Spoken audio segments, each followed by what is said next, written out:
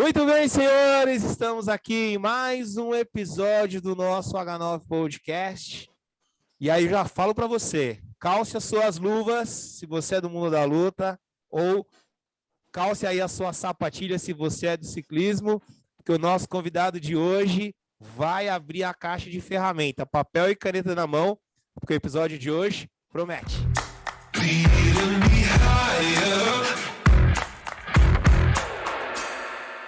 Muito bem, senhoras e senhores, o nosso convidado de hoje vai trazer aí uma heterogeneidade aí na questão dos princípios, dos conceitos do treinamento e um pouco aí da sua jornada, porque o homem saiu de um esporte e foi para um outro aí totalmente diferente, e aí isso vai trazer uma visão muito interessante para a gente da jornada do profissional, como que ele se prepara, né, para objetivos assim tão diferentes, né, de esportes. Isso eu acho, é o que eu acho mais bonito, né, na nossa área, principalmente quando a gente fala de preparação física e fisiologia do exercício.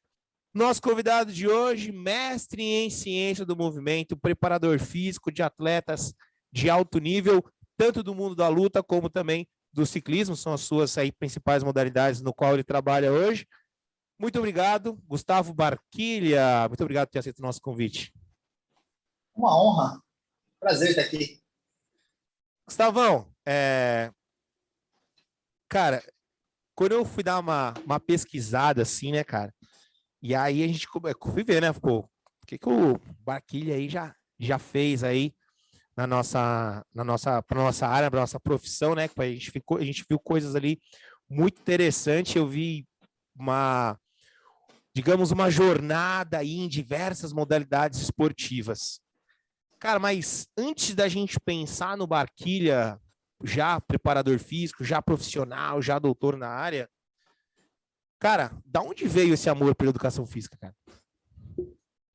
Bom, vamos lá. Eu não vou romantizar, tá? Porque eu sou curto, grosso e ogro. Mas, no começo, não foi bem amor, tá? Meus pais, eles são empresários, eles têm uma empresa. E a minha primeira formação foi administração. Comecei como administração, mas, assim, os caras lá na faculdade usando até terno, alguns de camisa.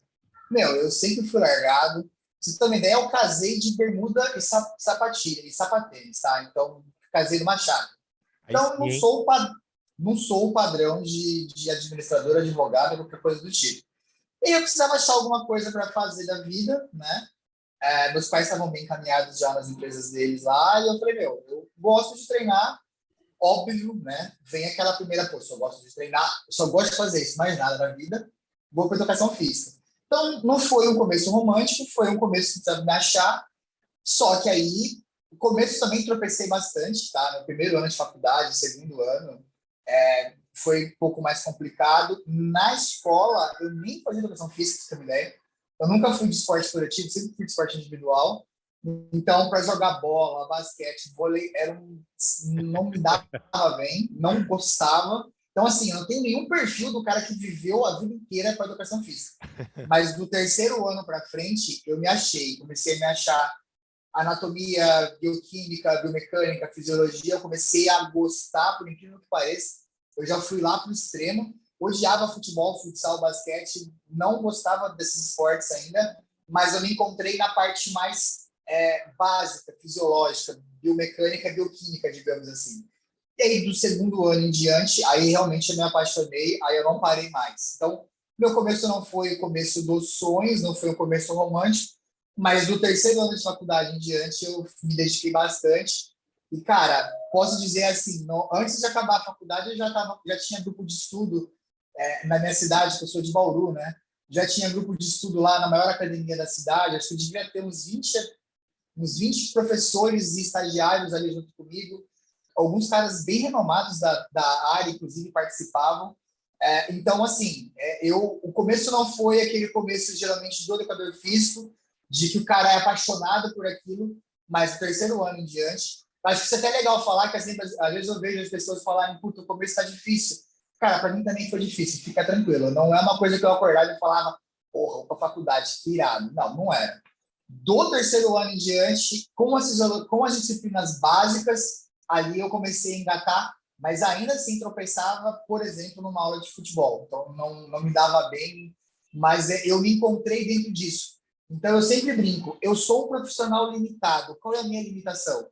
Eu sou especialista em poucas coisas, só que eu tento ser o melhor possível nessas poucas coisas. Então, eu nunca vou me vender para ninguém como um profissional que manja tudo. Recebo palestra, por exemplo, eu vou falar de diabetes. Cara, não fala de diabetes. Não é uma coisa que eu vivo, não é uma coisa que Cara, eu estudo. isso é um tabu, né, Barquilha? Impressionante. Exato. A gente acaba vendo muito as pessoas, né, querendo. Tem medo, às vezes, de falar, cara, eu não sei sobre isso. Não, o cara, Nossa, ele acha que ele tem a obrigação de exato. saber e dominar todos os assuntos, porque se ele não fizer isso, ele vai ser um profissional incompleto. Cara, pelo contrário, não, cara. Isso, de certa forma, é até humilde. Meu, cara, eu Exato. não manjo. Vou te encaminhar aqui um amigo meu que ele com certeza Exato. vai fazer e dar conta disso aqui muito melhor do que eu. Cara, É e é isso que eu muito faço. legal ouvir isso, né, da sua parte aí, que dá importância dessa visão e autoconhecimento também, né? Sim, sim. Não tem problema nenhum em encaminhar. Aliás, eu tenho de parceiro, de personal, de preparador físico, cara, muitos, no Brasil, fora do Brasil. A gente troca experiência, óbvio, né? É, a gente sabe que a nossa profissão, o começo é bem difícil. A gente sabe os valores de uma hora aula de um personal de início, de uma sala de musculação, muitas vezes, de uma aula de ginástica que você tem que dar 4, 6 horas por dia dando ginástica, você sai exausto. A gente sabe que está longe de ser o que a gente deveria ganhar. E isso acaba também gerando aquela questão, pô, mas é trampo, né? Muitas vezes eu não vou perder um trampo. Então, principalmente no começo, é muito mais difícil e eu super entendo, né? Vai chegar um momento que você vai começar a lapidar. Hoje eu nem tenho mais tempo para isso. Então, já bate para mim alguém que eu não é meu perfil, eu já passo logo. Mas eu sei que no começo não é uma coisa fácil. Então, também eu não critico porque, óbvio, mas por outro lado, a gente vê, por exemplo, o professor doutor bem já querendo falar de hormônio até de guerra na Rússia, colocando a parte de treino junto. Então, espera só um pouquinho que apagou a luz aqui. Acho que queimou a luz, mas enfim, voltou. Voltou. Mas a gente tem essa questão de que no começo é mais difícil, então trabalho é trabalho, não tem o que fazer, tá? E depois disso você vai começando a lapidar e você vai ficando mais expert naquele assunto, né? Mas, cara, a gente sabe que o começo é bem difícil mesmo. Barquilha, pô, você falou que você se encontrou ali, né, no terceiro ano da faculdade e tal.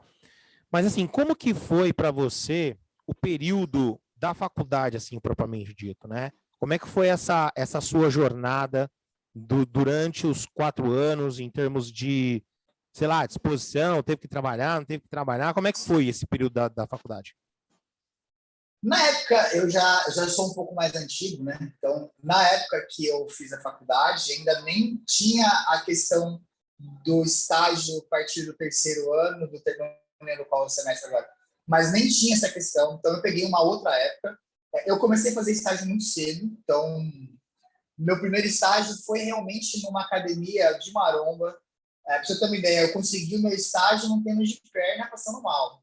Então, era uma coisa assim, bem underground, bem roots. E o meu primeiro estágio foi sem ser remunerado às 6 horas da manhã, no inverno. Então, foi ali que eu comecei a trabalhar. Cara, encarei. Eu estava no primeiro ano de faculdade, segundo semestre, né? Óbvio, eu já treinava há muito tempo, né? Então, para musculação, eu tinha um pouco mais de segurança. E era uma outra época, né? Que a gente tinha muito menos legislação por trás. E foi isso. Foi num treino que o coordenador da sala viu e falou: cara, você está merecendo, né? Tem uma vaga para você sem ganhar, 6 horas da manhã, vai começar o inverno. Eu falei, bora. E ali eu fui mostrando o serviço. Então, desde cedo eu comecei no estágio. Óbvio, depois de um semestre eu comecei a receber, mas eu tinha que ter as disciplinas, eu fazia as disciplinas da faculdade, eu tinha esse estágio de madrugada e eu também trabalhava meio período. Então, eu precisava... Cara, eu trabalhei bastante, não tinha o que fazer, né? Eu não consegui ficar só vivendo da faculdade, mas quando começou as disciplinas mais básicas, ali eu já comecei a sentir vontade de ter mais tempo, né? E ali automaticamente eu já fui já lá com o meu orientador, com o meu coordenador da academia e tal, comecei a pegar mais horário, comecei a pegar mais um dinheirinho, aí eu comecei a tirar o trabalho que eu tinha e me dediquei mais a estudar. E a partir daí, eu realmente estudava, né? Eu era muito crítico, então tive várias discussões com os professores da faculdade, porque eu era muito crítico, eu recebia informação de todos os lados, né? E a gente sabe que a faculdade, muitas vezes, não é nem por conta do professor em si, mas a gente tem que ter ali a gente tem uma certa limitação no que a gente expõe de conteúdo, né? Não tem como você, muitas vezes, passar um conteúdo de mestrado numa graduação, porque você pode ter 3 ali que vão pirar e 50 que vão querer te matar.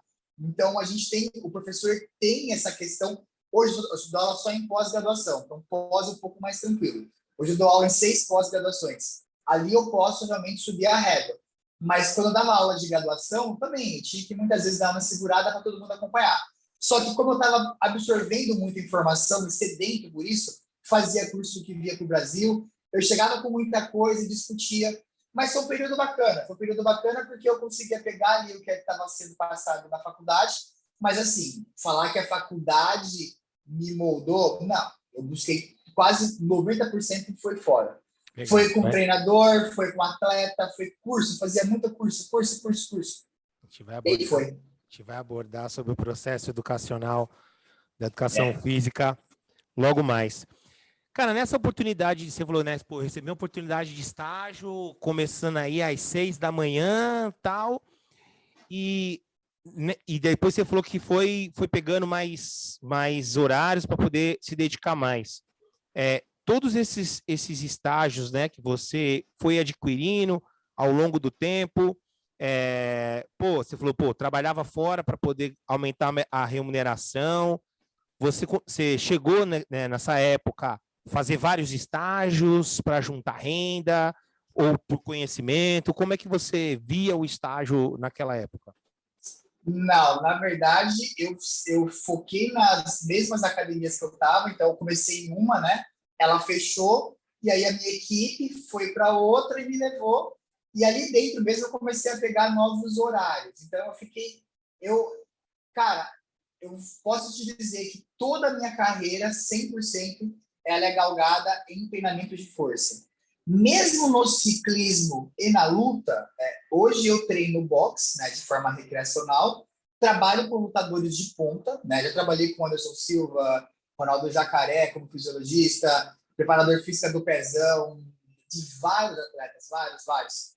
E como ciclista, no ciclismo, também trabalhei com ciclistas de ponta, trabalhei com equipes, né? Hoje em dia eu até trabalho como ciclista de equipes de ciclismo mesmo.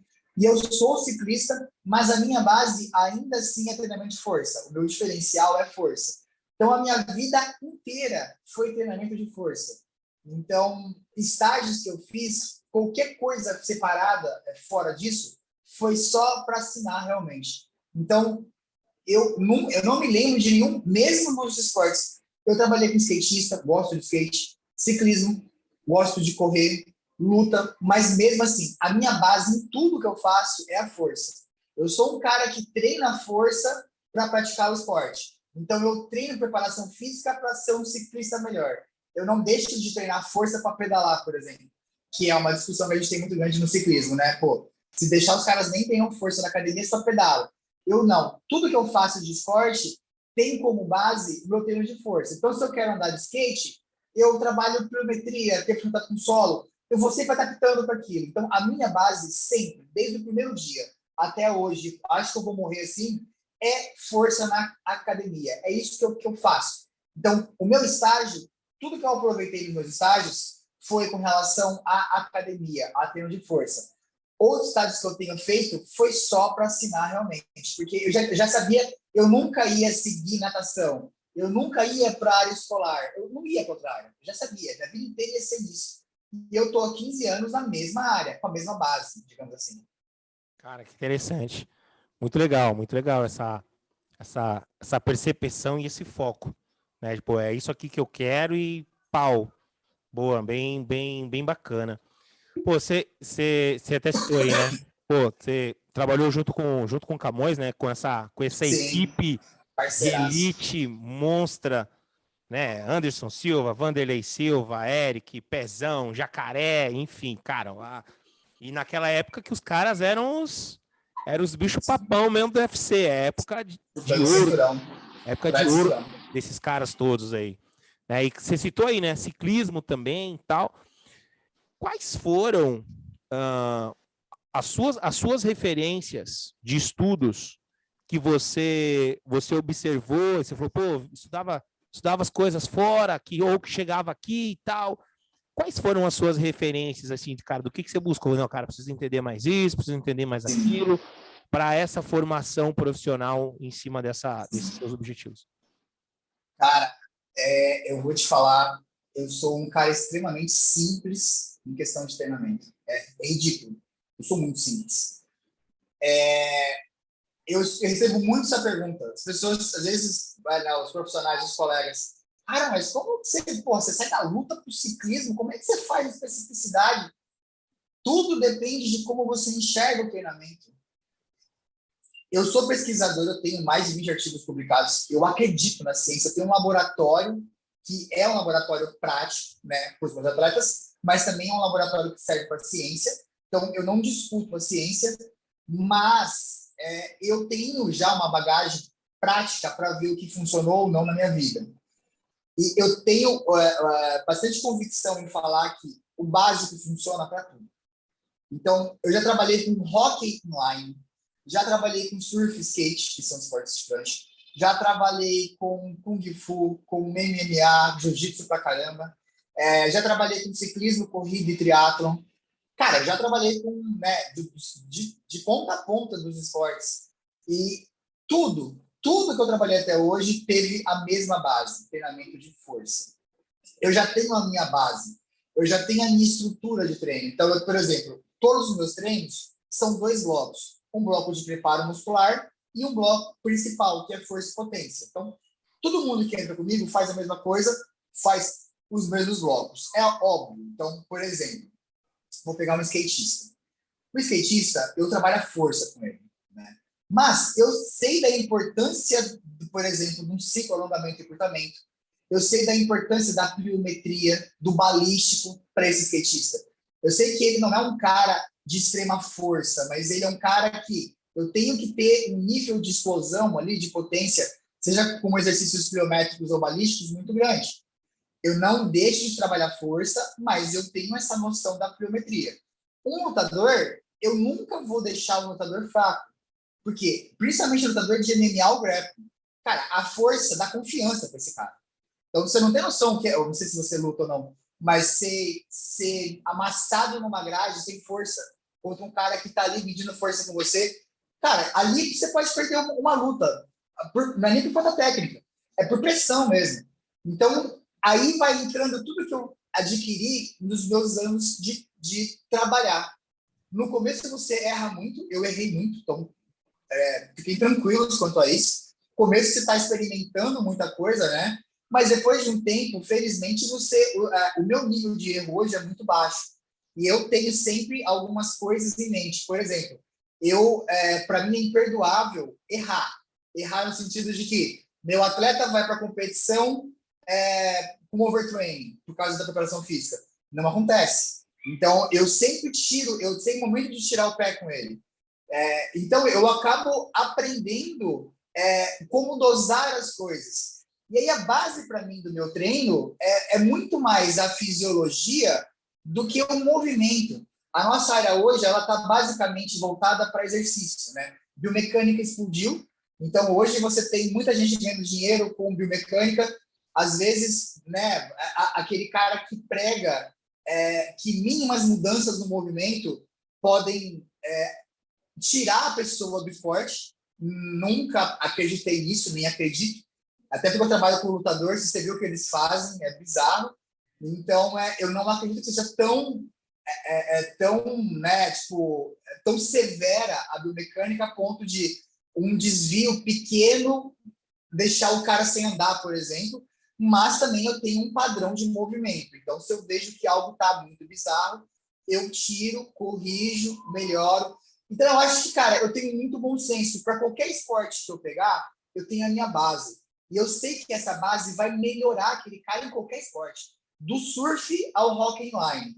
Óbvio, cada esporte eu vou conhecendo. Por exemplo, se eu pegar um triatleta, esse cara faz treino pra caramba, assim como o lutador de MMA, por exemplo. O cara corre, nada, pedala. O lutador de MMA faz boxe, jiu-jitsu, muay thai. Então, é óbvio que eu estou muito mais preocupado com o volume para encaixar tudo que qualquer outra coisa, né? Então, é nesse ponto que eu pego muito. Eu não fico muito vislumbrado com o movimento, que nem hoje em dia. Então, você vê colegas ficar o dia inteiro no YouTube procurando exercício para motivar o seu aluno porque ele tem medo do cara sair, é uma coisa que eu não faço mais. Então, se o cara conversou comigo, se ele já começa a falar, mas eu queria, puta, tal coisa, se eu ficar de ponta cabeça, não sei o que, vai... Eu falo, vamos lá, então não é assim que eu trabalho, deixa ele bem à vontade, porque vai passar por um processo. Trabalho de core, eu trabalho muito com exercícios conjugados, combinados, depende do termo que você usa.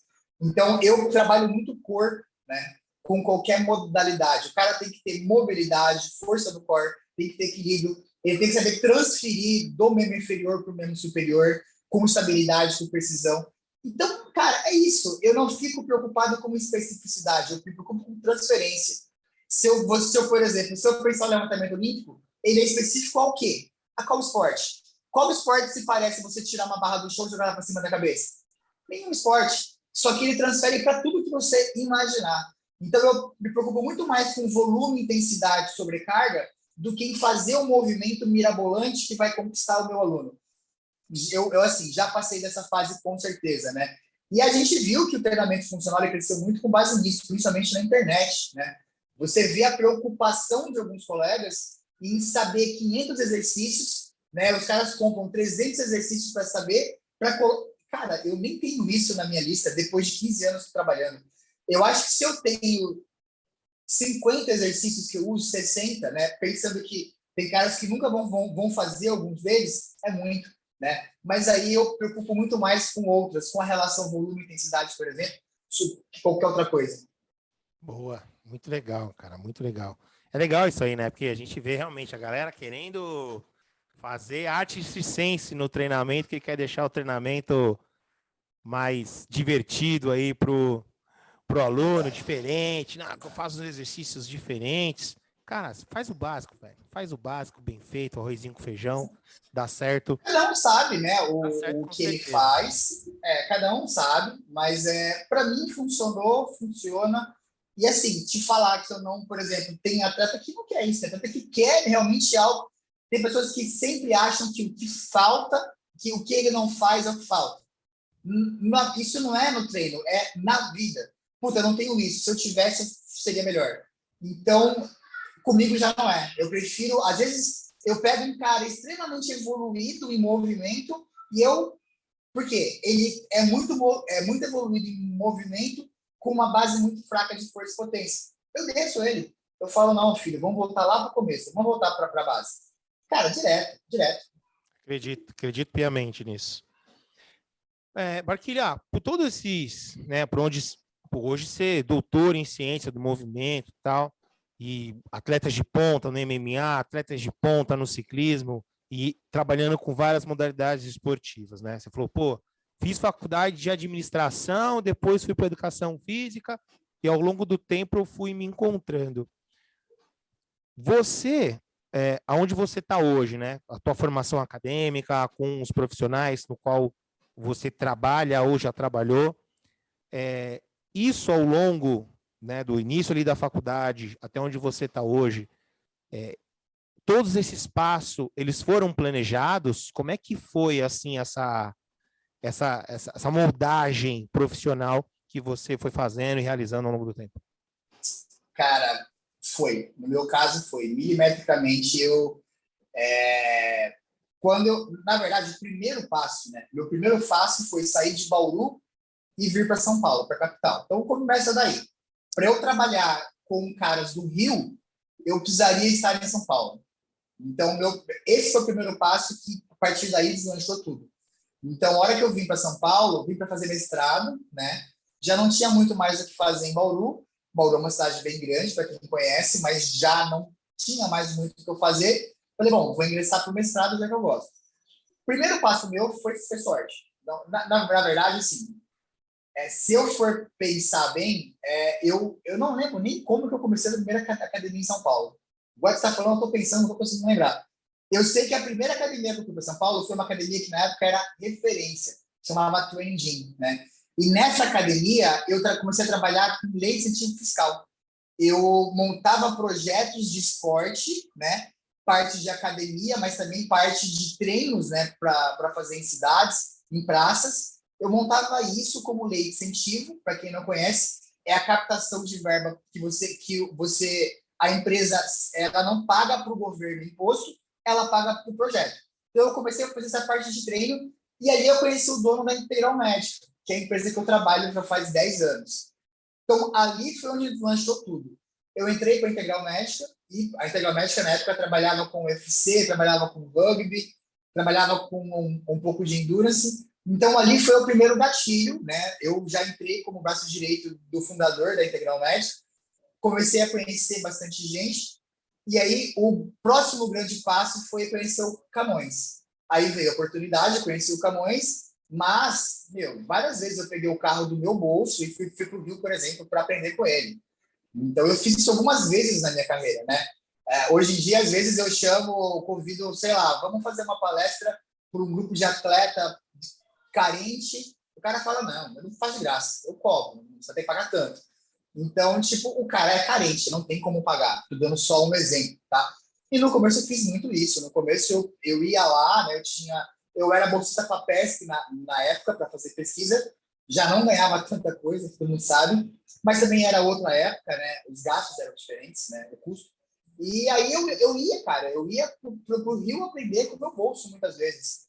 E aí o Camões me ensinou, ele viu também que eu tinha potencial, e a gente começou a trabalhar junto. Voltei para São Paulo, também já trabalhava em São Paulo.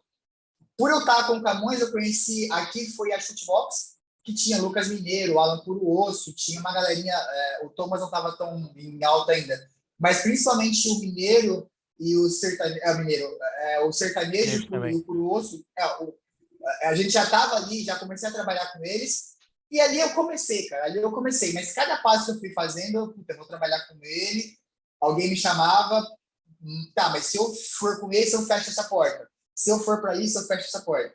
E até hoje, na verdade, né, sempre que eu vou assumir um novo compromisso, eu não penso só no dinheiro.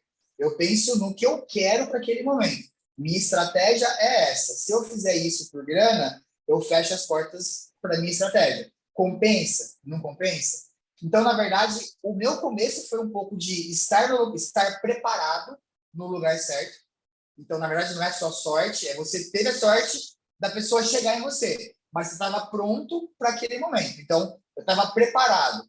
Cada vez que eu tive sorte, eu estava preparado para aquele momento. E aí eu fui, cara. Você vai. Então, assim, se for, né, minha carreira é muito grande. Eu fiz muita coisa, cara. Trabalhei muito lugar. Tanto na parte acadêmica, quanto na docência, na pesquisa, na parte como preparador. Hoje eu sou treinador de ciclista, não apenas preparador físico, né? Então eu trabalho com a parte de ciclismo também. Então eu fui evoluindo, né? Mas sempre, seja por sorte ou seja por planejar, eu tinha que estar preparado. Que eu acho que talvez as pessoas reclamam muito, mas eu não tenho sorte. Mas muita gente tem aquele momento, mas não está preparado para aquele momento. Isso eu vejo muito acontecendo. Comigo mesmo, às vezes eu chamo o professor para trabalhar comigo e eu falo, cara, eu esperava mais dele, porque ele se vendia de uma forma, eu achava que ia casar, só que ele não estava preparado para aquilo que eu estava oferecendo. Acontece mesmo, acontece. Bom, dentro dessa trajetória toda, Barquilha, Bauru, São Paulo, Rio, oportunidade ali, Camões, atletas de alto nível, tal.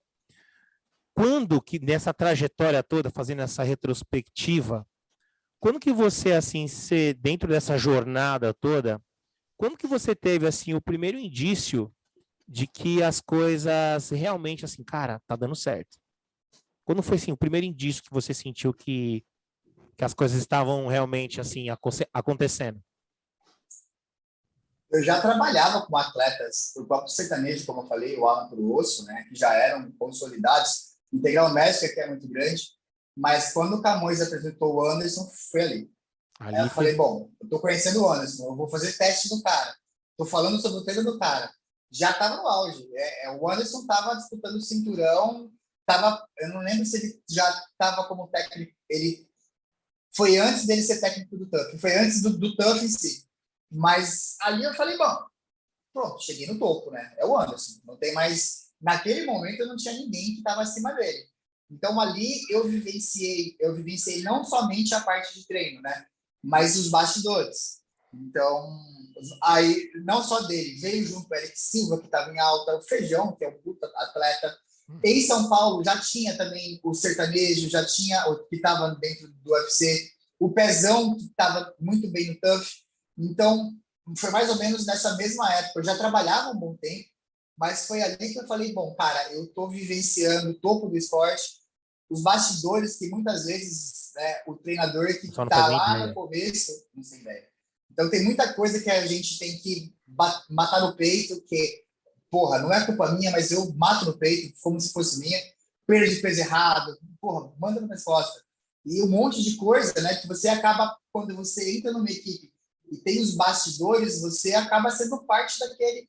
É muito mais fácil, às vezes, eu absorver um desempenho ruim de um atleta do que as pessoas saberem o que realmente aconteceu, né? E esse cara tem contrato, tem mais luta. Então, é simples, o cara não vai largar de mim, ele sabe a realidade, eu sei a realidade, e vida que segue. Então, as pessoas que trabalham que quem vê a performance acha que é só as pingas, né? Mas os tombos, se falar que quando o Anderson perdeu, imagina o Camões, né?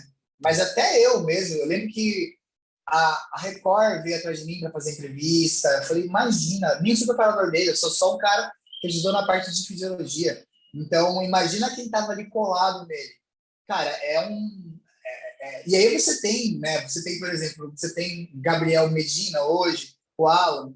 Então, você tem vários outros atletas que pode estar num momento não tão bom, e quem está do lado absorve, cara, e escuta. Às vezes você está num restaurante ouvindo o cara atrás de você falar, pô, esse cara tá uma merda, não vou ver um lugar, que Eu tô bosta. vivendo Aí isso com você fala, formas agora. então, quando você trabalha isso com caras que aparecem na mídia, principalmente, você escuta. Então, não é só glamour, né? Então, quando você trabalha com caras que estão muito em alta, você vai ouvir muita coisa, cara. É, E ali foi que eu entendi, puta, tô eu dando vou. certo. De agora em diante, eu já consigo falar que eu sou alguém de verdade dentro do Legal. Bom, esporte. eu ia perguntar para você de um ponto de inflexão, né? Tipo, mas acredito que aí foi já, ou não sei, pode ser. Onde que você acredita assim que, pô, você falou, pô, eu tô aqui com os caras grandes do MMA. Pô, já realmente aqui já as coisas estão dando certo. Você acredita que você acredita que esse momento foi realmente um ponto de inflexão na sua carreira? Ou você acredita em num outro momento? Não, foi porque eu já era conhecido no mundo da luta, né? Mas, principalmente com o Anderson, eu abri meu leque para todos os esportes, para todo mundo. Então, por exemplo, tem ciclista que começou a treinar comigo porque eu trabalhei com o Anderson, porque viu um repost meu de um trabalho meu com o Anderson, né? Que eu fazendo teste de fisiologia, por exemplo, um teste de linear. Então o cara falou, porra, né? O cara trabalhou com o Anderson, peraí, vamos lá. E esse cara fala que trabalha com ciclismo. Então, isso realmente me levou para um outro patamar. Eu já tinha muita bagagem no esporte, em várias modalidades, né? E o Anderson, eu sempre falo, eu não sou nunca fui treinador do Anderson. Eu auxiliava o Camões na parte de fisiologia, né? Mas é o que eu falei, você acaba absorvendo muita, óbvio, você contribui com uma parte pequena, mas você absorve muita coisa. Só o que você absorve de um trabalho para uma disputa de cinturão, por exemplo, já te dá muita bagagem para a sua jornada. Você já tem muita bagagem. Se você puder só acompanhar aquilo, você já tem bagagem para a sua jornada, para você andar com as suas pernas. Mas realmente ali foi o ponto que eu deslanchei. Fato, não tem como falar. Mas trabalhei, por exemplo, com a Letícia Buffoni, que é uma mega skatista que está na mídia, que tem, né, que é muito conhecida também. Trabalhei com vários lutadores, trabalhei com outras pessoas, trabalhei com artistas. também, que também aí já vão para um outro segmento, mas eu tive bastante momento legal, mas o Anderson foi uma quebra na minha carreira, realmente. Um ponto de inflexão ali considerável. Sim, total. Cara, eu não tinha feito essa pergunta ainda para as pessoas, mas me veio aqui em mente. Assim. Cara, sair de Bauru, vim para Sampa, e aí as coisas começam a acontecer, largar a faculdade de administração, os pais já, empresários, tudo mais. Teoricamente, você não teria muita coisa com que se preocupar, provavelmente. Seu pai já tinha empresa, já fazia administração, provavelmente era só seguir o caminho. Cara, você teve medo, brother? Fala, cara, vou largar tudo, vou para educação física, será que eu vou dar certo? Será que eu não vou? Ou não? Eu não sei se eu tive, não sei, não é medo, não tive medo, mas por vários momentos eu falei, cara, como eu sou cabeçudo, né? Era só eu ter ido no sentido da maré. Tipo, eu sou filho único, então meus pais, por exemplo, meus pais têm uma empresa que tá lá. Uhum. Eu sou filho único, eu não trabalho nessa empresa, então eu poderia ter literalmente seguido a maré.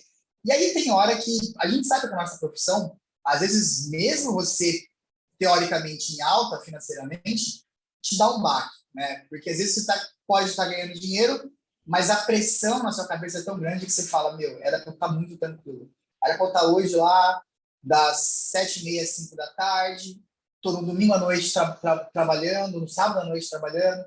Então, já parei alguns momentos, eu falei, puta, eu fui pro caminho mais difícil, cara, literalmente. Tanta gente que eu conheço que queria tanto ter, assim, né, uma... Não sei como eu posso falar, mas se você tem os pais, por exemplo, empresários, e seguir aquele caminho, tanta gente queria isso, filho único ainda, e eu fui para um lado, cara, fui para totalmente outro lado. Mas tem hora que eu não tive medo, mas tem hora que eu falo, cara, você é complicado, né? Você foi pro caminho mais difícil, cara. Deu certo, né?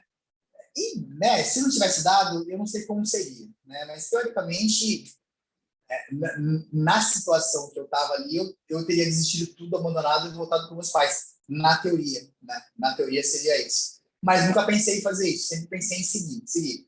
Mas, cara, eu tenho plena convicção de que eu fui pro lado mais difícil, literalmente. Por amor, por rebeldia, por quê? No começo não foi rebeldia, mas foi por eu não me encaixar na faculdade, por que pareça. Eu não ia conseguir me formar em administração, nossa. Não pertencia não sentia pertencente àquele mundo. Não tinha. E hoje, pensando, eu ainda não pertenço ao mundo, eu não sei tocar um negócio. Eu sou péssimo para isso. Então, ainda teria dificuldade nisso, com 41 anos.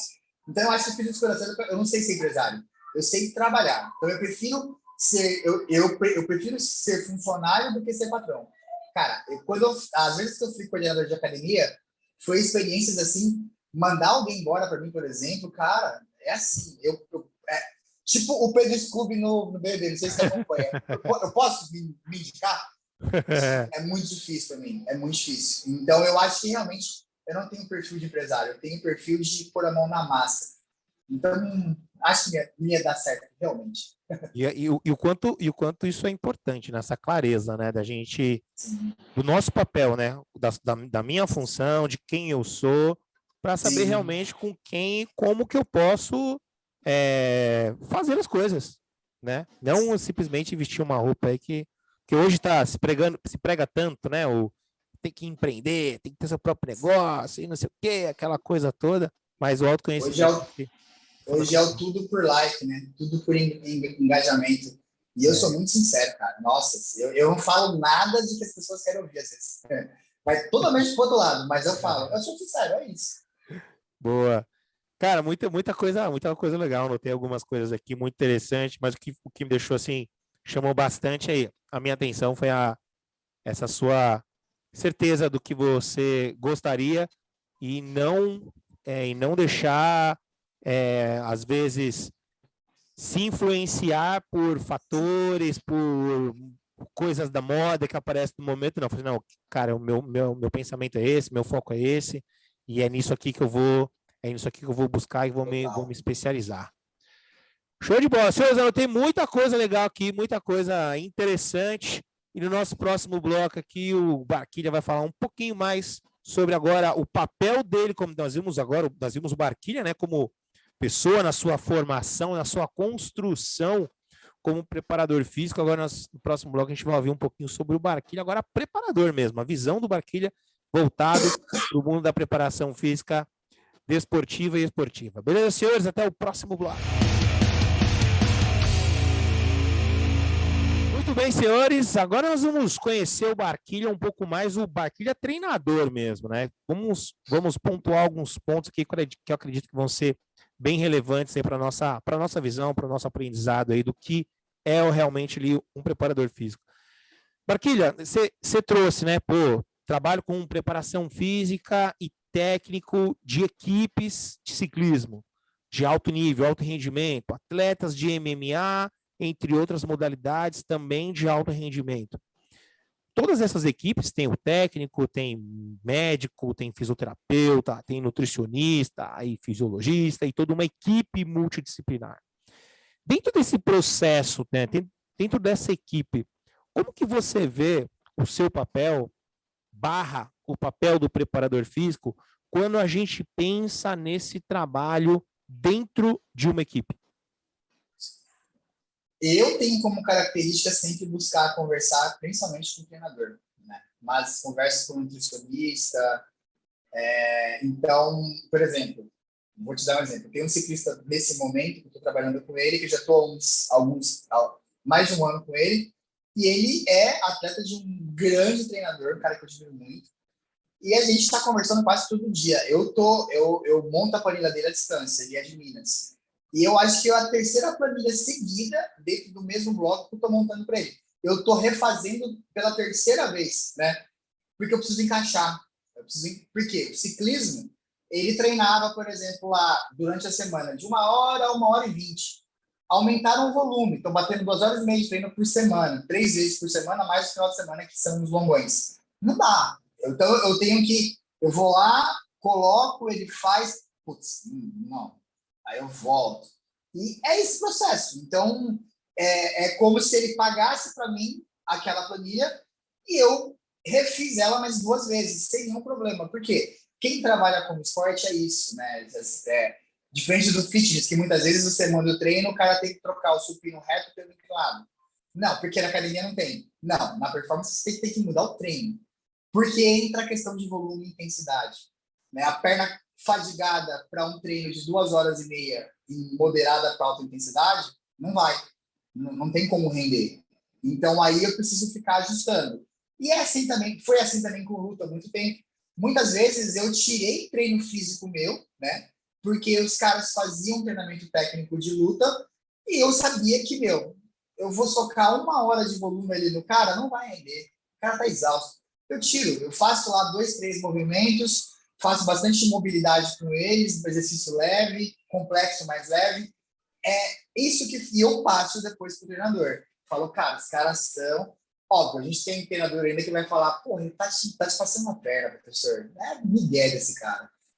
E tem vezes que realmente pode ser, não é que não pode ser migué do atleta, né? A gente acontece, mas eu tenho alguns... E eu, como trabalho como fisiologista, eu tenho um laboratório, eu tenho equipamentos. Então, eu consigo ver ali algumas coisas, principalmente de desempenho, cruzar.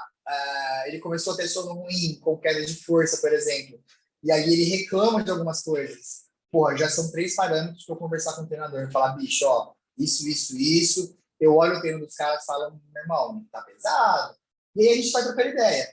Óbvio, depois de 15 anos trabalhando com performance, as pessoas começam a te respeitar um pouquinho mais também. Uhum. Então, né, hoje eu consigo falar com todos eles, cara, mas ainda não é nem questão de errar, mas é normal eu adaptar os treinos conforme o treino técnico. É muito normal. E para mim, né, eu vejo às vezes o preparador físico brigando, reclamando. Gente, preparação física nunca vai ser estrela. Nunca vai ser estrela. É como eu falar para o cara, ó, para de fazer Muay Thai para ter na força fisiológica de MMA. Por qual sentido? Então, tem cara... A internet transformou todo mundo em estrela. Inclusive preparador físico. Então, é normal o cara, né, hoje em dia, quem é o técnico do famosão preparador físico? Não, aquele cara é parte do processo. É o cara que está lá fazendo o treino técnico, né? o preparador físico ele tem que melhorar, não pode atrapalhar, mas tecnicamente poucos esportes dependem 100% da performance. A performance não pode falhar, então isso é básico, né? Isso precisa ser, tipo, o cara não pode ir para a competição e ter um desempenho ruim por conta da parte de treinamento de força. Não pode. Mas o que vai ser diferencial muitas vezes é a parte técnica. Então, cara, eu sou zero ego, zero. Quem trabalha com preparação física esportiva não pode ter ego. Porque se tiver Pode ter ego, ego e tem que saber o seu lugar, né? ele vai quebrar o cara. Certeza. Certeza. Se o cara tiver ego de querer fazer o treino dele sempre como a cereja do bolo, ele vai quebrar o atleta com certeza. Já teve treinos aqui dos caras chegarem para treinar. Cheguei 10 minutos. Senta ali. Você vê na cara do cara que o cara tá cansado. Você vê na fisionomia. Sim. Eu falei, senta ali, tô terminando o negócio aqui, senta e descansa. Você vê o cara tá dormindo. Aí o cara fecha o olho. Eu deixo. Deixa. Teve treino que o treino do cara foi dormir aqui, porque eu sei que se eu liberasse melhor treino do mundo para ele. Porque se eu liberasse ele para casa, e lutador é muito disso, né? Fazer uma manoplinha só para soltar. Vou fazer isso aqui só para dar uma soltadinha. Aí tem uma frase que eles adoram: enquanto o meu adversário descansa, eu treino. Eu falo, gente, esquece essa frase, pelo amor de Deus. Mas é comum te ouvir. É muito comum mesmo. Bom, Barquilha, quando a gente pensa, né, no treinamento esportivo como um todo, assim, olhando de uma maneira bem geral, tá? De uma maneira bem generalista, tá? Como que você enxerga, tá? O que você vê de relevante, importante, quando a gente pensa no treinamento esportivo? O cara que está ouvindo aqui o nosso episódio fala, pô, eu quero trabalhar com preparação física no esporte. Cara, o que eu devo me preocupar, o que eu devo olhar quando eu penso na preparação do esporte? Sem especificidade, digamos assim. Sim. O que está acontecendo muito hoje, né? Eu tenho amigos que eles... Vamos falar abertamente. Você tem Exos e HP, você tem Athletics, Athletic Lab, você tem... você tem Core 360, você tem um monte de metodologia para você fazer o curso, né? Eu tenho amigos que fizeram 5, 6 de uma vez e eu não consigo enxergar nele eu não consigo enxergar quem é esse cara, como que ele trabalha, qual é a base dele.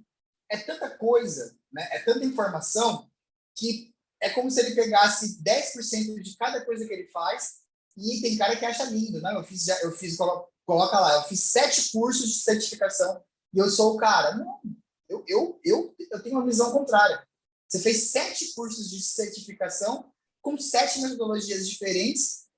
Cara, e aí? Como que você, né? Então, tipo, as diretrizes que eu sempre deixo cara, tem uma base. Se especializa numa base. Por exemplo, kettlebell não é o meu forte. Não é uma coisa que eu trabalho com constância. E eu nunca senti falta de usar kettlebell nos meus treinos. Nunca. Nem para mim, nem para ninguém. Isso não anula a importância e a eficiência do implemento. Não anula. Então, mas é uma coisa que eu não me especializei, não tive vontade de parar para me especializar, e eu não tenho vontade, porque não me faz falta. Então, é uma coisa que eu não fico postando vídeo com exercício de kettlebell, por exemplo, porque eu nem tenho a mecânica correta. Então, eu não preciso colocar algo, né? Pensando assim, bem de forma que você falou, sem ser específico, mas bem genérico, o melhor direcionamento tenha uma base, seja bom na sua base. Eu escuto muito uma coisa, né? O fisiculturismo, quando algumas pessoas se formam ou vão para a educação física, vão para se formar, eles vêm, por exemplo, pelo bodybuilding. Ele é fanático do fisiculturismo, ele é aquele cara que quer ser fisiculturista e ele vai perceber rápido que fisiculturista não vai pagar para ser personal dele. Ele vai perceber que não vai dar dinheiro para ele isso. Então, ele pode ser apaixonado, mas o personal que vai dar dinheiro para ele não é o fisiculturista. E, cara, eu todo mês, de verdade, todo mês eu recebo perguntas do tipo, pô, cara, eu gosto de hipertrofia, né? Pô, trabalhava lá, gostava de, né, estudo da musculação e, putz, eu tenho um ciclista que está entrando aqui na minha cidade, eu queria me especializar para trabalhar com ele. Tem um corredor, tem um lutador, mas eu não tenho base nenhuma, né? Primeira pergunta que eu faço, mas você não é professor de musculação? Sou. Então, você não tem base nenhuma? Você tem base. Então, vamos lá. Você é bom na musculação? Sou. Então, agora é entender conceitos. Então, se você sabe o que é musculação, você conhece, por exemplo, remada curvada, desenvolvimento com barra, supino, supino com halter, agachamento livre, levantamento terra, stiff, você conhece? Conheço. Então, pega tudo que você conhece e vamos começar a entender o conceito. Pô, até a falha é para um fisiculturista, mas não pode, não precisa ser para um lutador. Treinar até a falha vai te gerar estresse metabólico, mecânico, sistema imunológico suprimido. Eu não preciso treinar até a falha para ganhar performance. Se eu começo a ver uma queda de movimento ali, de velocidade do movimento, eu já posso começar a interromper o movimento, o exercício. Se eu vou fazer um agachamento, não é tipo slow, não é lento, como os caras falam, agora eu sou performance. Se eu fizer a concêntrica explosiva, eu vou ter mais ganho de performance. Então eu pego o que o cara sabe e eu começo a colocar fisiologia para ele. Cara, vou te dar um nome. Vou pensar alguns, mas vamos lá. Diego Brandão, por exemplo. Diego Brandão é um fenômeno de lutador. Ele foi o brasileiro que ganhou o TUF americano. Então, assim, é um lutador excelente, né? Eu trabalhei 4 lutas com ele. Teve luta que a gente usou 7 exercícios. E ele fez 3 rounds, ganhou muito bem, com 7 exercícios. 7. Então, e a base era agachamento, supino e remada curvada. Então, eu não... eu fico bravo quando eu vejo alguém falar, cara, eu só sei musculação, não sei mais nada. Cara, vamos lá. Então, é treino de força. Óbvio, ali, por exemplo, aí o próximo passo, vamos supor que eu fosse dar um passo a passo para alguém que vem da musculação. Pega o que você sabe e se aprimora. Depois, por exemplo, vamos começar a aprender educativo de levantamento olímpico. Vamos começar a aprender algumas coisas para você melhorar a mobilidade. Óbvio que eu vou, como eu falei, eu não trabalho só força, né? Eu trabalho tudo. Mas eu tenho uma base desde 15 anos atrás, e essa base continua a mesma. Então, o meu direcionamento sempre é esse. Cara, você é bom no quê? Você é bom em kettlebell? Então, beleza. Então, seja o melhor. É o que você gosta? É o que você quer? Seja o melhor no kettlebell. Não seja meia boca no kettlebell, eu queria passar para outra coisa.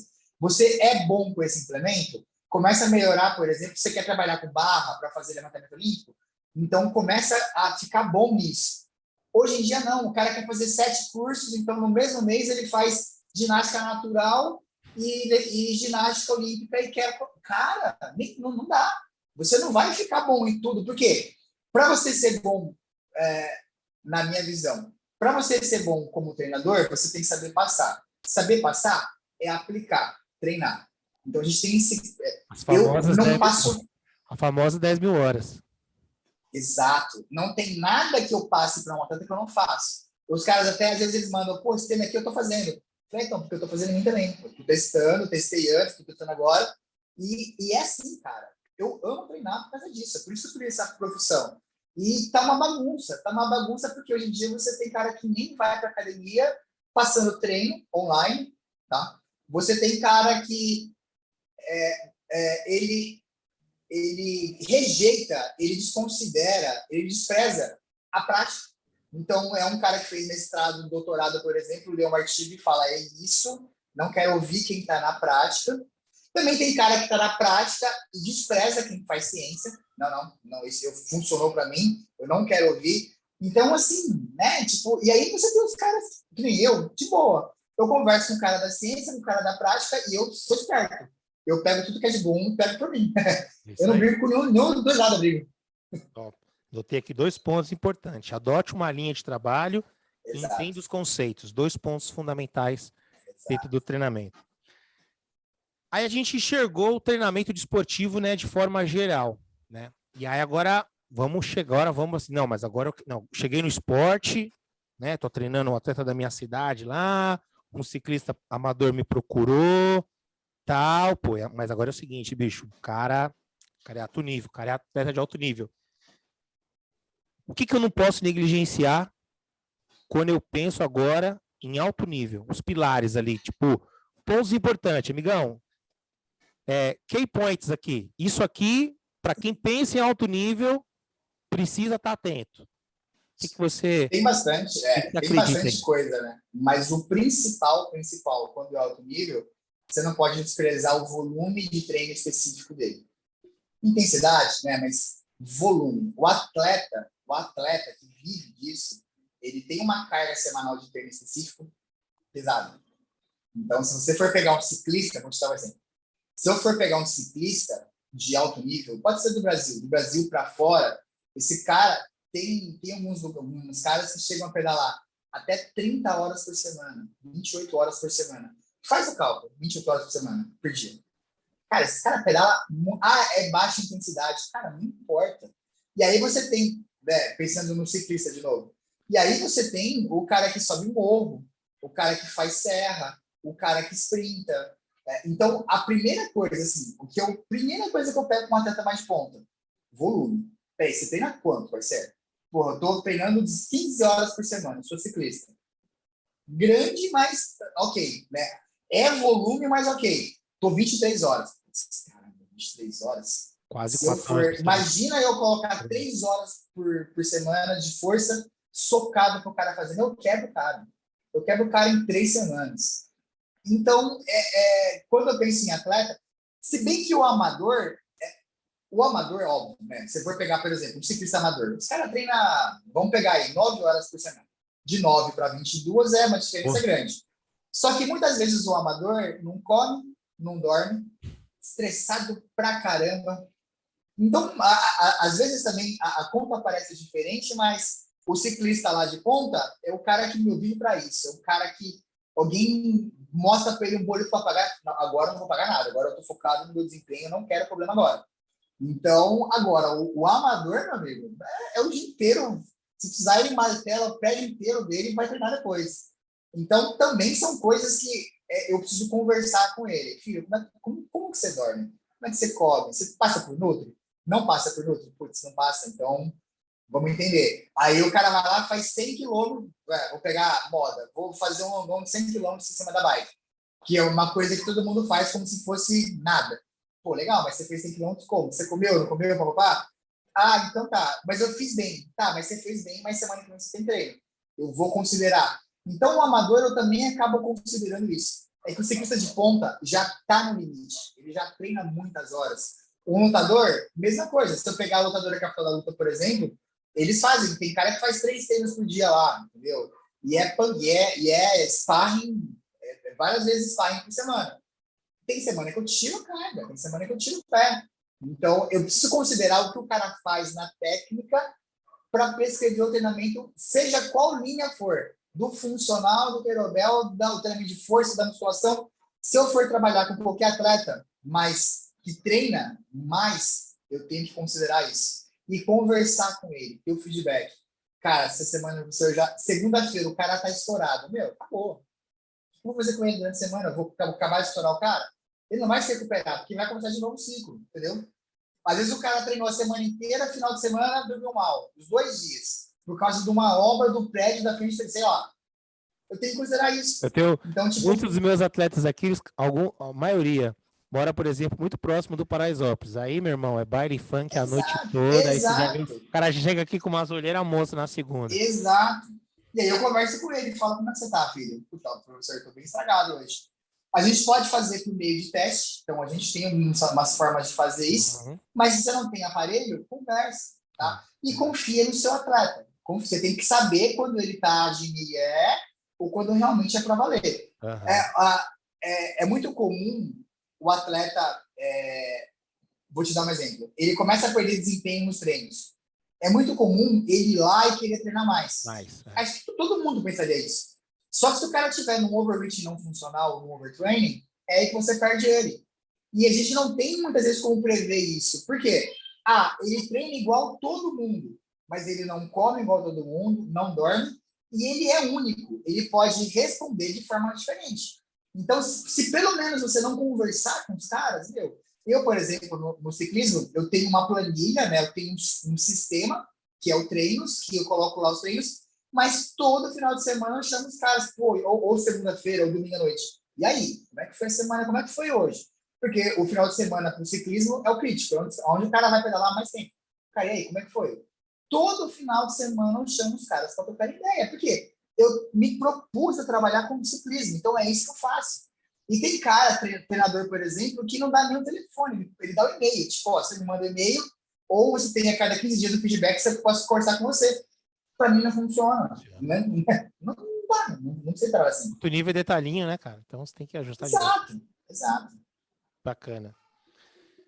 Dentro de tudo isso que você falou, Gustavo, né, de pilares, a visão geral de treino, tudo mais, o esporte de quando você começou lá atrás, até mesmo na época de faculdade e até agora, meu, eu que sou mais, tenho uma formação, nível de formação até mais nova que você, tô há 12 anos, tô há 12 anos, cara, já mudou muito, cara. Nossa, sim.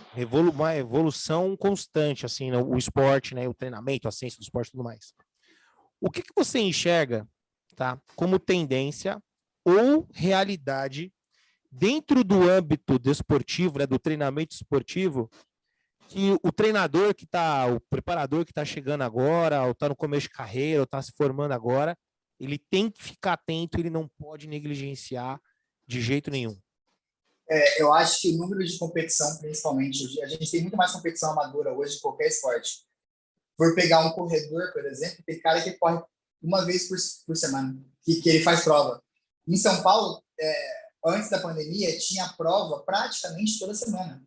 Se for pegar São Paulo, grande São Paulo como um todo. E tinha cara de triatlo, que fazia 3 provas por mês antes da pandemia. Vai voltar a ser assim, não tenho dúvida. Eu acho que vale o treinador começar a estudar um pouquinho mais a diferença entre periodização e programação. Eu acho que cada vez menos a gente vai conseguir periodizar um treino para um atleta.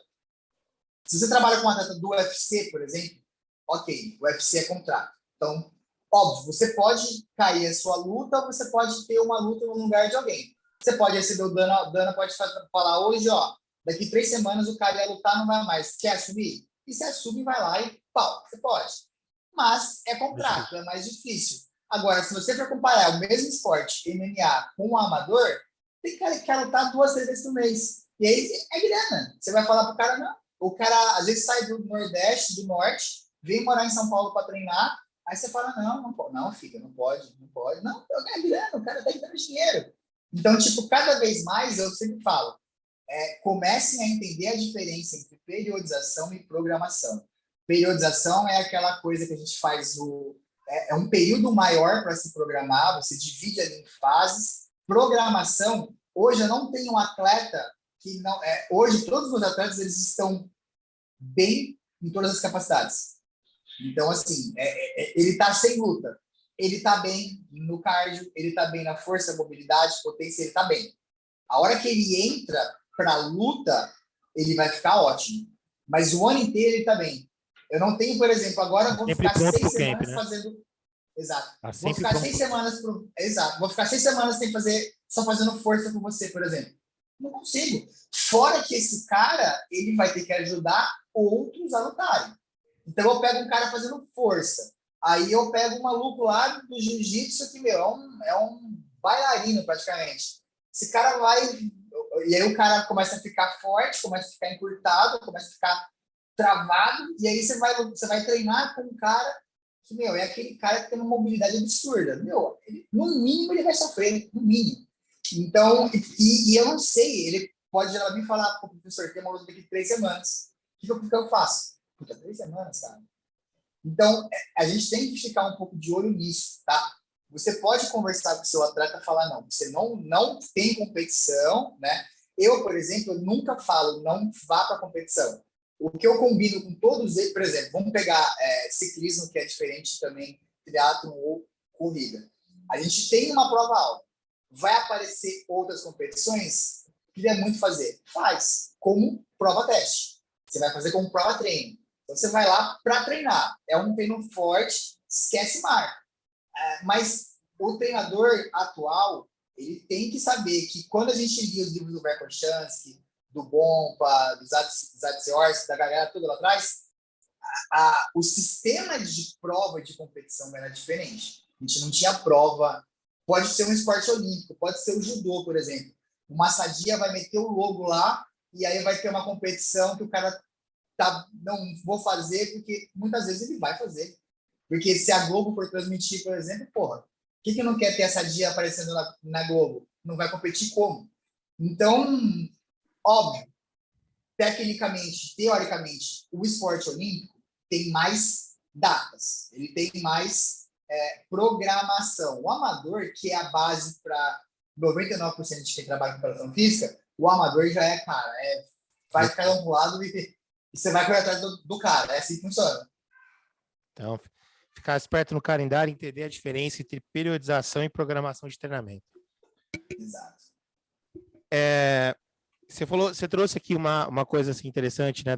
Quando o estudante, né, ele sai da faculdade ali, e aí ele tem uma grande tendência, até mesmo porque o fisiculturismo, né, ganhou, queira ou não, o início do trabalho de força com mídia ali nos anos 70 tal, então tudo isso ganhou uma grande força, a gente vê como grande tendência aí, a maioria, como até o professor Borinha aí comentou em episódios anteriores, aqui no nosso podcast, ele comenta, né, que hoje a grande parte da galera entra na faculdade e só pensa em 2 tipos de treinamento.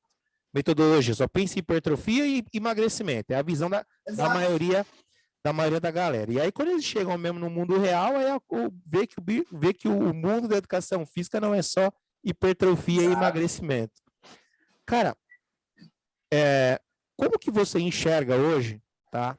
E aí, tentando colocar na medida aí os 2 lados, o processo educacional que tem hoje o estudante de educação física. Como é que você vê o processo educacional da educação física?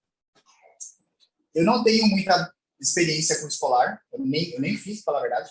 Eu fiquei só no bacharelado mesmo. É como eu te falei, cara, é muito complicado. Quando você tem grandes empresas comprando universidades, redes comprando outras redes. Então, hoje em dia, a gente sabe, por exemplo, eu tenho um amigo que fez mestrado e foi mandado embora, porque o valor é muito mais caro do que um formado. Tem universidade hoje que ele está dando preferência nem para pessoas com pós. O máximo de pessoas só com graduação para ele enxugar a mensalidade, para ele enxugar a folha de pagamento. Isso é real. Não vou citar nomes, óbvio, mas isso é real. E fora que, se a gente for pensar no aprendizado do aluno, né, eu dou aula, por exemplo, eu vou dar aula numa faculdade particular, né, essas universidades com mensalidades acessíveis, à noite.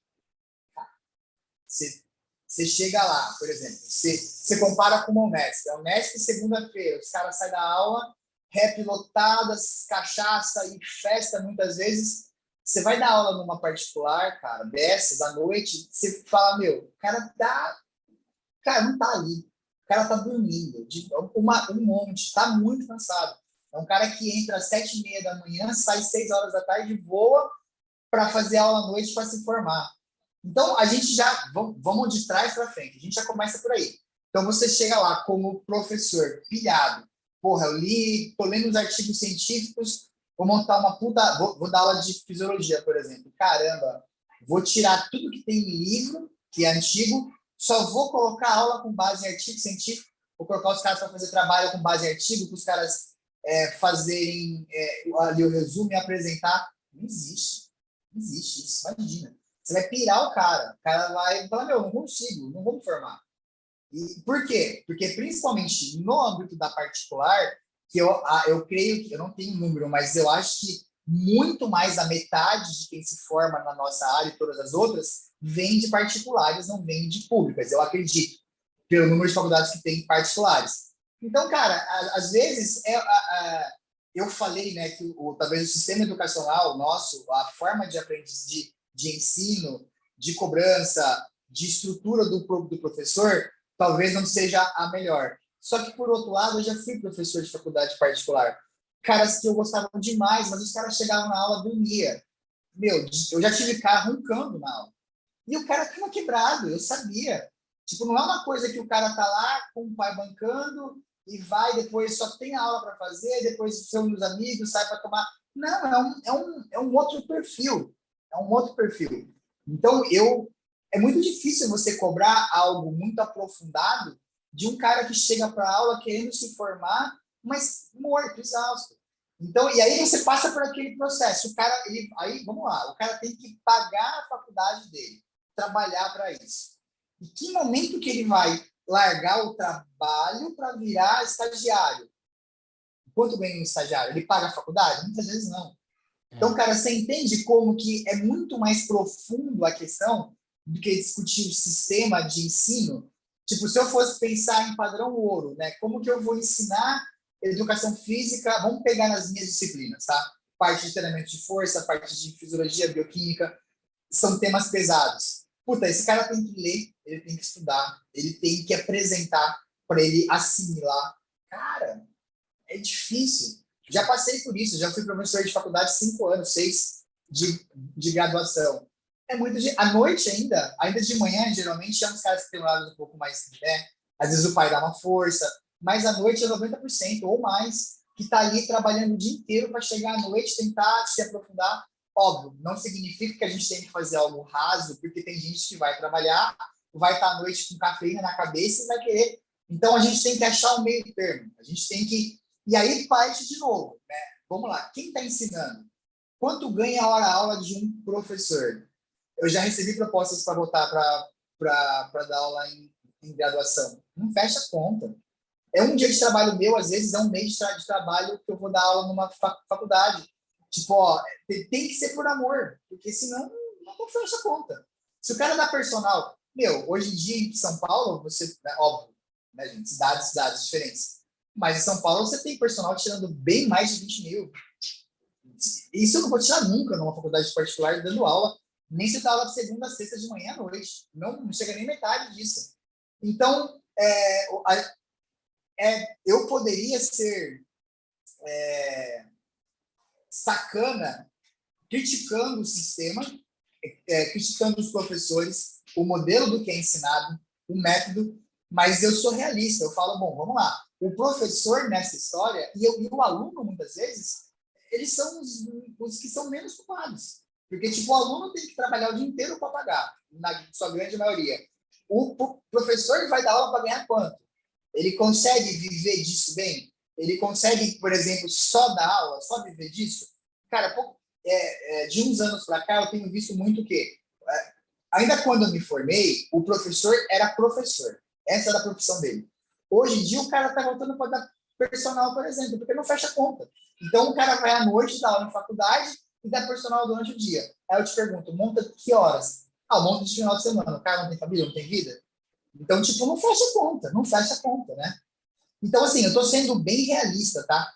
Eu posso falar de modelos de ensino com base em leitura, em artigo científico, não usar mais livro, usar somente artigos científicos em inglês, atuais. Mas, cara, é tanto passo para trás que tem que ser dado que, cara, não é todo mundo que entende isso também. Não, então, às vezes eu vejo os colegas mais falar, não, isso, mas você vai aprender nada na graduação, uma porcaria. Cara, não é uma porcaria. Muitas vezes o cara consegue, né? Ali é um humano, é alguém que tem ali vários perrengues que ele passa para dar a aula com base naquilo que ele tem. É complicado. E às vezes também é até uma falta de clareza de ambos, né? De entender o que é a graduação, tanto na questão, tanto o aluno Sim. quanto o professor, né? Eu enxergo a graduação como a alfabetização da área.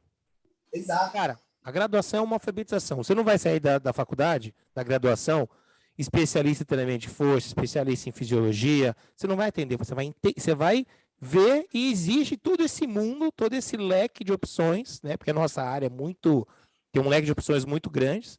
E você vai entender os conceitos bem básicos para que você, para onde que eu posso ir, para onde que eu me identifico, onde que eu tenho muita dificuldade, não, isso aqui eu não quero para mim. É muito isso. Então, só tendo essa clareza do E às que é aquele vezes momento, as coisas tendem a fluir. exato, e às vezes, né, principalmente aquele profissional que tem mestrado e doutorado, ele faz críticas do tipo, os caras ensinam livros lá de, por exemplo, livro. A gente sabe que quando um livro texto, um livro base é lançado, chega no Brasil, ele já chega aí com um delay de pelo menos 5 anos. 5 anos. Né? Vamos pegar.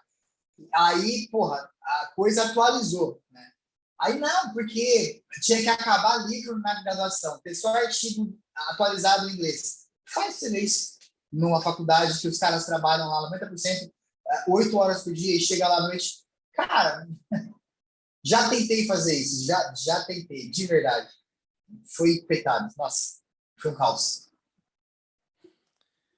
Boa, Barquilha, anotei bastante coisa aqui, cara, bastante coisa interessante, bastante Bom, ensinamento. Você em casa, hein, meu amigo? Ó, eu tô com papel e caneta na mão, cara, porque sempre na postura de aluno aqui para aprender com os mestres que vêm falar com a gente. Espero que você também em casa aí esteja com o seu papel e com a sua caneta na mão. No próximo bloco, Barquilha de frente com o Vitão. Vamos fazer um bate-bola rapidão aqui para a gente finalizar o nosso episódio e pegar ainda mais alguns detalhezinhos aí do grande profissional que é o Gustavo Barquilha. Até mais no próximo bloco aí do nosso H9 Podcast. Muito bem, senhores, vamos agora para o nosso último bloco aqui do nosso H9 Podcast. Gustavo Barquilha de frente com o Vitão. Então, Barquilha, eu pergunto bate-bola, beleza? Tem perguntas é para eu aí ficar que vai ter que... Oi? É para eu ficar preocupado? Não, que isso, é só para contextualizar, tá? Barquilha, uma realização profissional. Que eu tenho ou que eu quero fazer? Que teve. Até Trabalhar hoje. com lutadores do UFC. E uma realização pessoal. Casar e ter filho. Pô, legal. Meu filho é tudo. Show. Novos hábitos ou comportamentos que você adquiriu aí nos últimos 2 anos, por exemplo, que você percebeu que está fazendo uma grande diferença na sua vida, cara? Verdade, sim. O ciclismo me ajudou com isso. Não O gostava? ciclista pedala 4 horas da manhã. Não, eu imagino. Eu não pedalo às 4, tá? Mas eu aprendi a acordar às 5 e pouco. Eu nunca fui personal de manhã, nunca rendi de manhã, nunca... Hoje em dia eu fui. E percebeu Consegui. que tá fazendo uma diferença para ti. Exato. Show. O que você gostaria de reviver? Gostaria de reviver, talvez a minha graduação eu tivesse aproveitado melhor. Ou melhor, talvez eu tivesse feito graduação em outro lugar, talvez uma pública. Então, eu acho que se eu pudesse reviver o meu final de colegial ali, hoje em dia eu teria feito uma graduação muito boa. Porque teria me encurtado muito o processo, sabe? Eu tive que aprender muito na pancada. Legal. Cara, o que você está lendo hoje? Fora a parte profissional aí. Cara, eu estou estudando, na verdade, muito sobre mídias sociais. Eu estou engajamento. Eu estou indo mais para esse lado de trabalhar na rede em si, sabe? Então, eu estou lendo nada de livro, mas eu estou lendo muito conteúdo sobre engajamento, entrega. Por quê? Para mim, profissionalmente, mas também pessoalmente. Por que você acha? Eu achei um negócio bacana. Tá. Cara, se você pudesse indicar um livro aí para nós podermos ler aí, que livro que você indicaria? Da nossa área? Não, de preferência fora da área. Vamos fazer um de fora e um da área, pronto. Cara, da área, por incrível... Qual que é a minha visão? Eu sou muito de artigo, eu não leio livro. Então, eu uso muito artigo científico como referência. Mas eu gosto muito dos livros que trazem bagagens práticas. Por exemplo, o Bosco. O Bosco tem uma série de testes, são livros de fisiologia aplicada à força, bioquímica, fisiologia, parte hormonal, mas ele trazia muito conceito que ele vivia, assim como Verkhoshansky, por exemplo. Não é a questão da ciência em si, o livro, para mim. É a questão, por exemplo, se você for me perguntar, você quer fazer um curso com quem? Com um cientista renomado ou com um treinador renomado? Eu quero um treinador, porque ele tem a vivência prática. O cientista, se ele for cientista, o que ele publicar eu leio. Já sei onde buscar. o treinador, ele me enriquece com coisas do dia a dia dele. E é isso que eu busco em livro. Sempre busco um livro que traga ciência, mas, cara, pô, eu testei 3 semanas de tal coisa naquele atleta, eu tive isso. Puta, eu, óbvio, vou dar uma filtrada e falar, cara, mas que viagem. Eu falo, pô, nunca pensei nisso. E não tem artigo sobre isso. Então, Bosco, Verkhoshansky, qualquer livro que, na parte de força, óbvio, mas que o cara traga a vivência dele. É isso que me enriquece. Alô? Oi, voltou. Ah, voltou. Boa. Tá. E fora da área? Fora da área, cara, faz tanto tempo que eu não consigo ler um livro. Deixa eu lembrar. Cara, não vou lembrar. E pior que eu tenho muito livro, mas faz mais de 2 anos que eu não leio um livro. Eu não consigo. Não vai conseguir indicar. Não tenho mais. Depois que eu, na verdade, do Lorenzo para frente, de 3 anos para cá, o que eu tenho feito, né? Óbvio, eu, por exemplo, eu leio muita informação, eu o dia inteiro estou entrando na internet para ver informação sobre o mundo, sobre tudo, economia, tudo, em geral. Mas livro, depois que eu tive o Lorenzo, né? Por exemplo, eu lia muito livro Código da Vinci, eu lia muito livro de suspense, eu lia livro de autoajuda que eu gostava de ler, mas depois do Lorenzo, o tempo que eu tenho livre é dele. Então, eu não consigo me imaginar sentando no sofá e lendo, porque ele vai vir pular em cima de mim. Então, talvez quando ele cresça um pouco mais, ele vai, infelizmente, ter a vida dele, ele vai sair da minha asa, e aí eu vou ter mais tempo. Mas hoje, assim, se eu falar, eu vou sentar agora, ele vem e eu brinco com ele.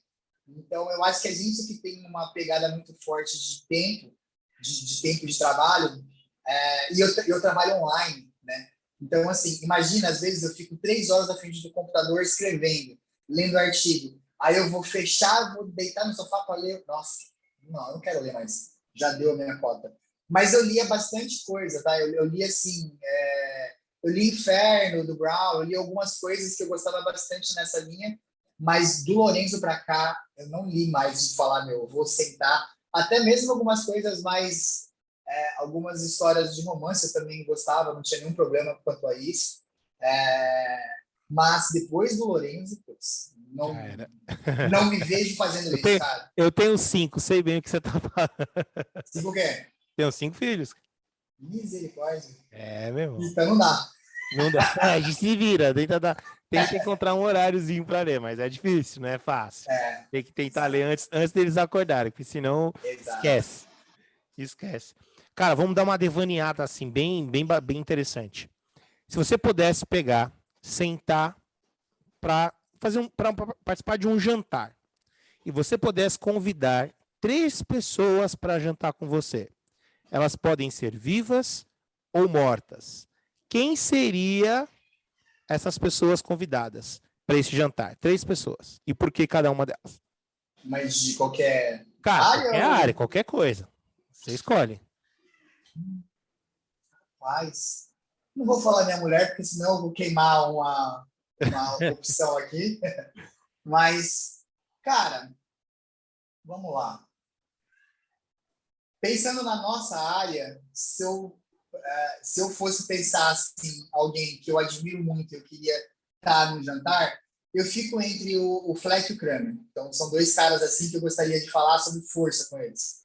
Tipo assim, além de publicar muito, eles, foram treinadores, preparadores físicos. Puta, imagina o que sai dali, cara. A gente tem amigos em comuns, o Simão, o próprio Belmiro, que é um parceiraço meu, mas eu queria ter esse momento com eles. Como atleta, cara, é que acaba tendo muito, mas eu queria ter o mindset do Senna, queria entender um pouquinho. Ele tinha uma visão muito legal da vida com relação à performance, que é a minha maior discussão, né? Vida e performance. Então, a gente que trabalha com performance, você tem muito aquela questão até onde vale a pena, o quanto você tem que abrir mão para valer a pena. Então, o Senna ele era um cara assim no topo, mas ele sempre te falava a coisa certa no momento certo. Então, é um cara que eu gostaria muito de ouvir. Ele é para a vida, assim. E uma terceira pessoa que acaba sendo bem, quase sempre ligado ao esporte, né? No meu caso, o esporte é minha vida faz muitos anos. Mas, sei, pensando nessa linha ainda de agregar alguma coisa para mim, não só de curiosidade, mas de agregar, acho que talvez o Bernardinho. O Bernardinho por toda... o Bernardinho, ele é Deus e demônio ao mesmo tempo, né? Amado e odiado. Então, ele tem história, ele tem uma personalidade fugida, ele tem história, ele tem a visão. Então, é um cara que se eu conversasse no jantar, eu ia sair de lá amando, hoje eu tenho certeza. Os três, na verdade. Os três eu ia sair amando. Eu acho que o Fleck e o Kramer não, eu ia só assimilar. Eu acho que o Senna, eu acho que também não. O Senna, eu acho que eu ia muito mais ser admirado com a visão dele. Mas o Bernardinho, eu acho que eu ia sair de lá falando, meu, que escroto, né? Eu vou falar, putz, esse cara é um gênio, esse cara é... Eu tenho certeza que pela personalidade, pela vivência, pelas decisões que ele já fez na carreira dele, não é à toa que ele dá palestra de motivacional para empresa, para esporte, para tudo que existe, o cara fala, né? Eu acho que ia me agregar bastante coisa assim. O cara é muito bom mesmo. Cara, para os novos entrantes, né? Para a galera que está se formando agora, que está chegando aí na área, cara, que tipo de mensagem que você poderia deixar para essa galera? Puta, você sabe o que eu já falei, né? Eu sou curto, grosso e ogro. A minha visão deu certo para mim. Se especialize em algo, acredite em algo, foque em algo, aprenda. Toma cuidado. Primeiro, toma cuidado com informação muito fácil. Toma cuidado com o que você escuta e você não vai atrás em tudo, né? Como eu falei, hoje em dia a gente tem 7, 8, 10 certificações de treinamento. Todas elas estão certas? Todas estão erradas? Todas fazem a mesma coisa? Cara, se você tem 7 núcleos, empresas, você tem 7 empresas falando coisas diferentes, como é que você filtra isso? Então, o mais importante você gosta de algo, você definiu, eu quero aquilo para minha vida, eu vou trabalhar com essa linha, se especialize nela.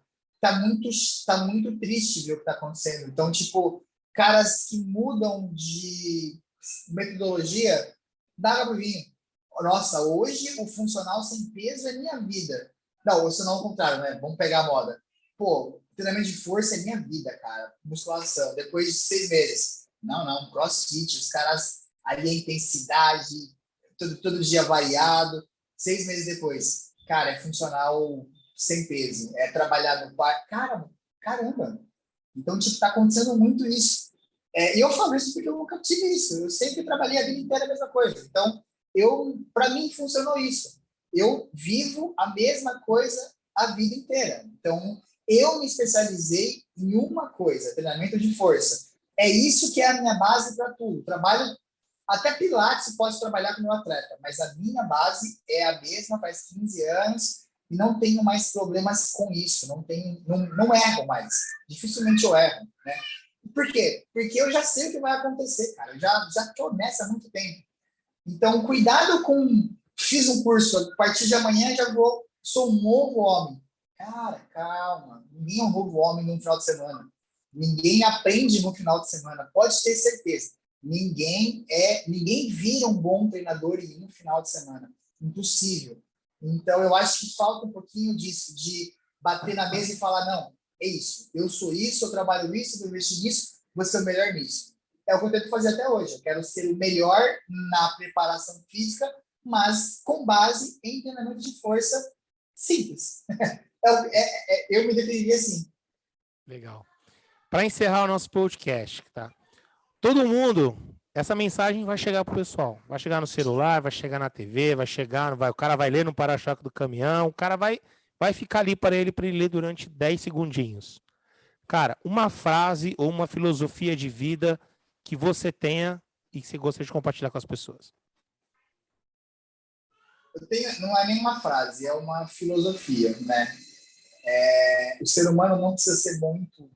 Seja bom, tenha um foco na sua vida e seja bom nisso. Não precisa, o ser humano não tem que saber de tudo, não tem que ser especialista de tudo. E na nossa profissão é a mesma coisa. Seja bom naquilo que você faz. Não queira abraçar o mundo. Então, é uma filosofia, não é uma frase. que é um dos grandes problemas da nossa área. As pessoas, elas sabem o básico de um, já pula para o outro. Tá sempre no básico. Não tem tá sempre no básico. Às vezes nem o básico ela consegue fazer. Legal. Gustavão, obrigado, cara. Obrigado por esse bate-papo. Aprendi muito aqui com você. Espero que todos os nossos ouvintes aqui tenham aprendido também. Obrigado por ter cedido aí o seu final de semana aí um pedacinho do seu final de semana aí que você tá com a família aí curtindo na praia. E é isso, senhores. Mais um episódio aqui do nosso H9 Podcast, hoje com Gustavo Barquilha.